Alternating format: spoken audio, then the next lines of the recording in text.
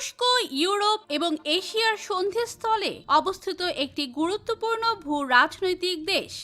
2025 সালের প্রেক্ষাপটে তুরস্ক শুধু মধ্যপ্রাচ্যেই নয় বরং সমগ্র বিশ্বে একটি শক্তিশালী সামরিক শক্তি হিসেবে আত্মপ্রকাশ করেছে। আপনারা কি জানেন এই দেশটি বর্তমানে কতটা শক্তিশালী? দেখলে চমকে যাবেন। বিস্তারিত জানতে ভিডিওতে লাইক দিয়ে শেষ পর্যন্ত দেখতে থাকুন। প্রিয় দর্শক, তুরস্কের সামরিক ইতিহাস বহু প্রাচীন। উসমানীয় সাম্রাজ্য থেকে এই সামরিক ঐতিহ্য শুরু। 1923 সালে মুস্তাফা কামাল আতাতুর্ক এর নেতৃত্বে আধুনিক তুরস্ক প্রতিষ্ঠিত হওয়ার পর থেকে দেশটি একটি ধর্মনিরপেক্ষ, আধুনিক ও সামরিকভাবে শক্তিশালী রাষ্ট্র হিসেবে আত্মপ্রকাশ করে। 2025 সালে দাঁড়িয়ে তুরস্কের সামরিক শক্তি পৃথিবীর অন্যতম চমকপ্রদ উন্নয়নশীল সামরিক শক্তিগুলোর মধ্যে একটি। তুরস্ক বর্তমানে ন্যাটোর অন্যতম গুরুত্বপূর্ণ সদস্য এবং এটি ইউরোপ এবং মধ্যপ্রাচ্যের মধ্যে এক ধরনের সেতু বন্ধনের কাজ করে। দেশটির নিজস্ব প্রতিরক্ষা শিল্পকে দ্রুত গতিতে উন্নত করেছে এবং এখন অনেক ক্ষেত্রে আত্মনির্ভর। তুরস্কের স্থল বাহিনী বিশ্বের মধ্যে অন্যতম বৃহৎ। এতে প্রায় 4 লাখ সক্রিয় সদস্য রয়েছে।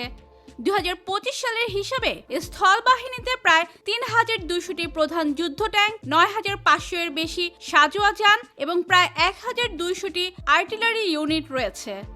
সেনাবাহিনী নিয়মিত ন্যাটোর সঙ্গে মহড়া এবং বিদেশি শান্তিরক্ষা মিশনে অংশ নিচ্ছে।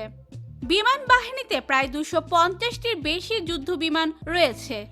এর মধ্যে প্রায় 220টি সক্রিয়ভাবে ব্যবহৃত হয়। এছাড়াও 150টির বেশি হেলিকপ্টার এবং 40টির মতো উন্নত সামরিক ড্রোন সক্রিয়ভাবে নিয়োজিত। 2025 সালে তুরস্ক নিজস্ব 5ম প্রজন্মের যুদ্ধ বিমান নির্মাণে সক্ষম হয়েছে। নৌবাহিনী বর্তমানে প্রায় 16টি যুদ্ধ জাহাজ, 12টি সাবমেরিন এবং 35টির মতো টহল নৌযান পরিচালনা করছে। এই বাহিনীতে একটি হেলিকপ্টার ক্যারিয়ারও যুক্ত হয়েছে, যা তুরস্ককে অ্যামফিবিয়াস অভিযানে সক্ষম করে তুলেছে। তুরস্কের সামুদ্রিক কৌশল ব্লু হোমল্যান্ড নীতির অধীনে তারা পূর্ব ভূমধ্য সাগর ও কৃষ্ণ সাগরে সক্রিয় ভূমিকা পালন করছে। প্রতিরক্ষা শিল্পের দিক থেকে তুরস্ক 2025 সালে বিশ্বের শীর্ষ 15 অস্ত্র উৎপাদনকারী দেশের মধ্যে অবস্থান করছে। প্রতি বছর প্রায় $400 কোটি প্রতিরক্ষা সামগ্রী রপ্তানি করে, যার মধ্যে সাঁজোয়া যান, ক্ষেপণাস্ত্র, ড্রোন ও রাডার অন্তর্ভুক্ত।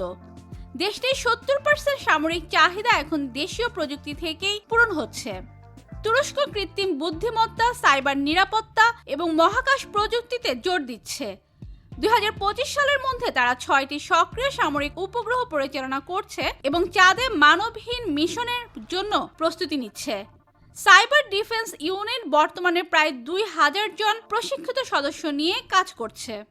2025 সালে তুরস্ক শুধুমাত্র প্রতিরক্ষা খাতে নয় বরং তার কৌশলগত অবস্থান, অর্থনৈতিক উন্নয়ন এবং কূটনৈতিক তৎপরতার মাধ্যমে একটি উদীয়মান শক্তি হিসেবে আত্মপ্রকাশ করেছে। ইউক্রেন রাশিয়া সংঘর্ষ, সিরিয়া যুদ্ধ এবং আজারবাইজান আর্মেনিয়া বিরোধে তুরস্কের সক্রিয় ভূমিকায় প্রমাণ করে যে দেশটি এখন আঞ্চলিক কৌশল নির্ধারণে গুরুত্বপূর্ণ ভূমিকা পালন করছে।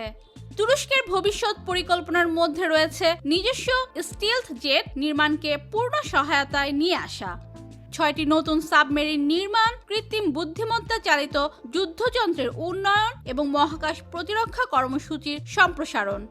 দেশটি 2030 সালের মধ্যে সম্পূর্ণ সামরিক আত্মনির্ভরতা অর্জনের লক্ষ্যে কাজ করছে। তো প্রিয় দর্শক, ভিডিওটি ভালো লাগলে লাইক দিন এবং নতুন নতুন ভিডিও পেতে চ্যানেলটি সাবস্ক্রাইব করুন।